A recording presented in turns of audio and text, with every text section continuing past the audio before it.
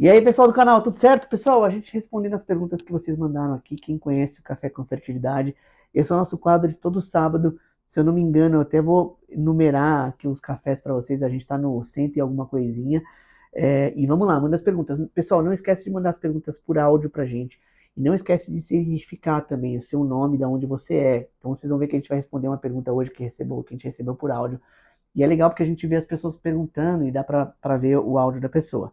Beleza? Então, se você gosta desse canal, então se inscreve no canal, a gente está crescendo.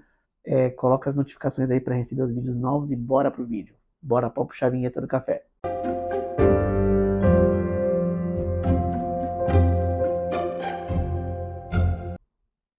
Vamos lá, pessoal. A primeira pergunta em áudio é a seguinte, ó. Doutor, depois da transferência do embrião, quanto tempo o embrião leva para implantar? Obrigado por ter mandado a sua pergunta em áudio e não esquece de se identificar. Vamos lá. Pessoal, a janela de implantação embrionária, ela acontece normalmente do terceiro ao quinto dia. A gente sabe, assim, e é interessante quando a gente transfere embrião, a paciente já está no quinto dia do endométrio. Quando a paciente ovula, ela vai engravidar ali na trompa, esse é o mesmo tempo que demora para o embrião chegar no útero, que é mais ou menos 120 horas. É óbvio que existem embriões mais lentos, existem embriões mais rápidos, mas o mais importante não é nem o tempo, mas é quando ele se forma um blastocisto e quando ele consegue sair da casquinha ali, fazer o hatching. Agora, no útero, o útero está pronto para receber embrião ali do quinto ao sétimo dia. A gente tem essa janela, que é a janela chamada de janela de implantação embrionária.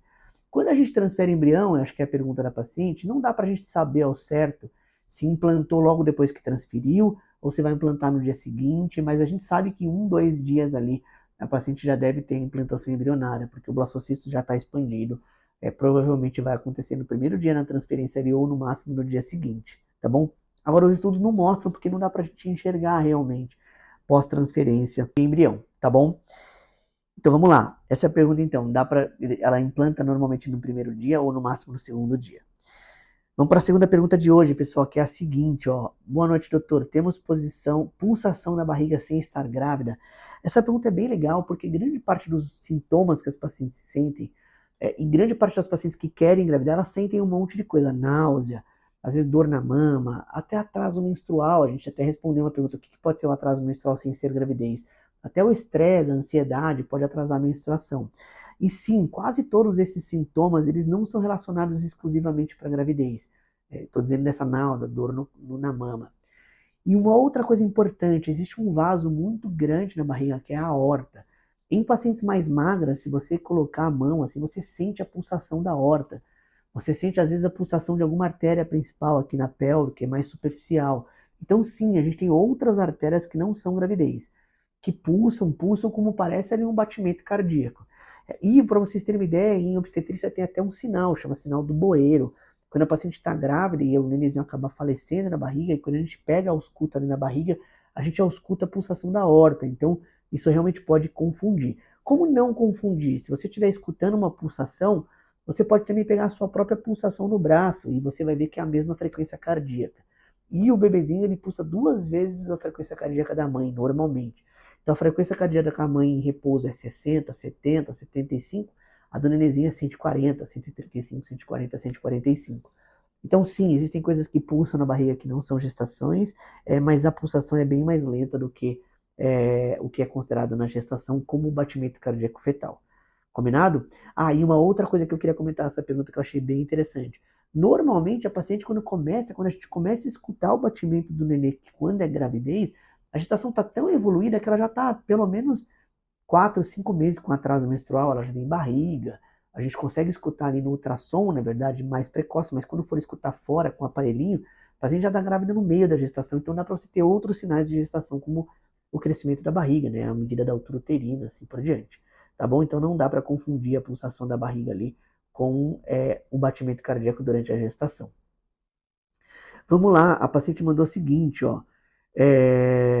Tive relação no dia 22 e 23 de março com o preservativo, só que minha menstruação não veio. A última foi dia 19 a 23 de fevereiro. Está atrasado 5 dias, mas tem que fevereiro, 5 dias, mas tem fevereiro vai até dia 28. Teria chance de gravidez ou é só um atraso mesmo? Tá, então vamos lá. A pergunta dela basicamente é de cálculos, né? A gente sempre recebe essa pergunta. E aí, para ter certeza se tem chance dela ter engravidado nessa relação, e quando as pacientes mandam esse tipo de pergunta, na verdade, que ela quer evitar a gravidez, ela não está querendo tentar engravidar. Em ambas as situações, tudo que eu puder falar de cálculo aqui para vocês não é perfeito, porque depende de quantos dias ela fez esse ciclo. E a outra coisa muito importante é basicamente, é, a gente não sabe se essa menstruação dela que tem atraso, mesmo que a gente tenha dúvida, ela vai ter que fazer o exame de gravidez. Então, pessoal, sempre com atraso menstrual, a primeira coisa, infelizmente, que o médico vai orientar é faça o exame de gravidez. Porque se der negativo, a gente está mais tranquilo. E aqui foi interessante porque ela teve relação protegida em março. Agora, pelos cálculos aqui é pouco provável, porque ela diz o seguinte, ó, a última menstruação dela foi do dia 19 a 23 de fevereiro, e ela teve relação dia 22 de março, ou seja, quase 30 dias depois ali, né, dia 22 e 23 de março, com preservativo. Então, provavelmente foi fora do período fértil, mas, de novo, então é muito próximo da menstruação, e ela mandou a mensagem aqui, realmente hoje, dia 8 de abril, dia 7 de abril, tô vendo aqui no nosso print que foi 2 dias atrás, um dia atrás. Ou seja, ela tem um atraso realmente ali de uma semana. Então, se você só teve esta relação pouco provável, principalmente porque você estava com preservativo, você estava fora da janela, mas de novo, eu nunca vou conseguir afirmar, gente, antes de qualquer coisa realmente fazer exame de gravidez, tá bom? Mas se eu pudesse apostar nesse caso, depois fala pra gente, aqui a seguidora, eu vou falar, é a Júlia. Manda aqui pra gente, Júlia, se você, não vou falar o sobrenome, claro, porque a pessoa manda no privado, mas coloca aqui pra gente se você tá positivo ou não, se eu puder arriscar alguma coisa pouco provável, você não está grávida, tá bom? É um atraso menstrual que não é gravidez. Vamos lá, uma outra pergunta, que é a seguinte. Boa tarde, doutor Luiz. Boa tarde, muito obrigado. Fiz minha FIV pelo SUS em fevereiro, olha que interessante. Sim, existem tratamentos de fertilização pelo SUS, então se você realmente não tem condições de pagar um tratamento, e isso é uma coisa triste da reprodução, né? Realmente o tratamento não é barato. E muitas pessoas perguntam por que o tratamento não é barato. Pessoal, porque envolve muita coisa. Os remédios são muito caros, né? 1/3 do preço do tratamento é remédio. O laboratório de reprodução humana não é barato, tem embriologista, tem medicultura, os equipamentos são altamente sofisticados. O médico que faz o procedimento também, ele basicamente trabalha um mês no seu caso ali da fertilização. Então, realmente não é uma coisa trivial, não é uma coisa que dá para tirar tanto custo. Todas as clínicas que tiram muito custos, assim, acabam tendo vários médicos que acompanham, é uma coisa medicultura, eles acabam pecando em algumas coisinhas ali, que na minha opinião realmente não é o ideal, tá bom? Mas que legal, parabéns que você fez pelo SUS. E tive uma falha de implantação, ou seja, ela fez o tratamento dela, teve uma falha de implantação. Agora tem uma última tentativa em junho. Então olha que interessante, ela mandou aqui pra gente, ela tem uma última tentativa que acho que deve ser o número de embriões que ela tem em junho. Mas o detalhe, mas eu tenho hidrossalpinge, o ideal seria tratar primeiro antes da trompa, de começar novamente o processo de FIV, porque vi que hidrossalpinge interfere no processo de fertilização.